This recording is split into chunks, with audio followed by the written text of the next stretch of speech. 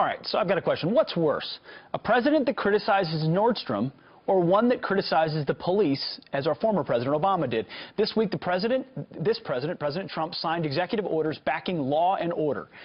But the liberal press pretty much ignored it. As you can see on the left, the amount of time they spent on Nordstrom. On the right, the amount of time they spent covering these new executive orders on law and order. Are they focused on the wrong things? Here to weigh in, radio talk show host and Fox News contributor David Webb. David, thanks for joining us this morning. So why all the focus on Nordstrom? Why little focus on executive orders? Look, flood the zone if you're the media and you don't like Trump with every other story but what's important.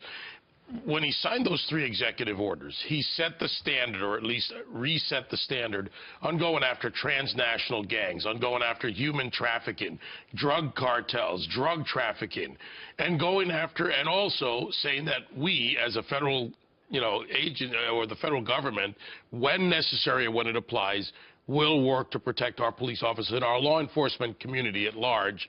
There are times when they've been under attack. President Obama criticized the institution of law enforcement. He inflamed the tensions. You look at the deaths, the assassination of Wen Jianlu, Rafael Ramos here in New York. You look at others around the country. So what they're doing is they're flooding the zone on Nordstrom's. And the Nordstrom stories are often one-sided as well, because it's Nordstrom says, well, it's just a business decision. But Nordstrom's been involved in commenting on the president's previous executive order on immigration and refugees. Right. So why no examination of the potential political motive of a Nordstrom? Well, that doesn't matter to the narrative. The narrative is to flood the zone on anything Trump does to distract the American people from the work he's doing. By the way, I'll say this.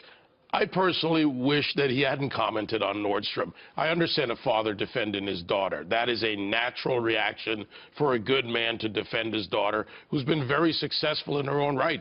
She is a rock star. The other part of this is they need to go after her in some way, they being the liberals out there and the progressive left, because she is the example of what you can do when you want to be a successful woman, you work hard at it, and you achieve. So that's a threat to their women's march. Well, and it's also a threat to the overall narrative of the Trump presidency. If he said he's going to be the law and order candidate, and then on Thursday he signs 3 executive orders to start making that happen, they just don't have an incentive or desire to report on that kind of follow-up. No, and here's just something that I've said on my show repeatedly.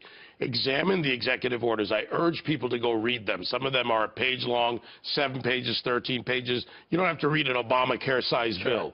But the executive orders that Trump has issued, by and large, are to enforce laws that exist. He's not making new law. That's contrary to what President Obama did. Precisely. He wrote executive orders to impede in enforcing our laws. Big difference between the two. Which is why conservatives are not up in arms over executive orders that simply say enforce the laws that are on the books. Right. There is a use for executive orders. Sure. And when used properly, they can help us as a country. When used improperly, they can lead to these situations that have happened with immigration enforcement and many other areas. David Webb, always a clarifying voice. Thanks, man. Good to see you, Appreciate Pete. it. Good to see you.